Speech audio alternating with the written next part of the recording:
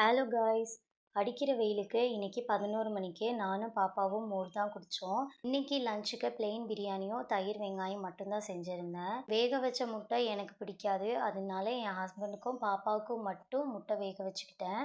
Evening பாப்பாவுக்கு கொஞ்சம் ஹெல்த்தியாக உளுந்து கஞ்சி செஞ்சு கொடுக்கலான்னு உளுந்தும் வெந்தயமும் ஊற வச்சுருந்தேன்.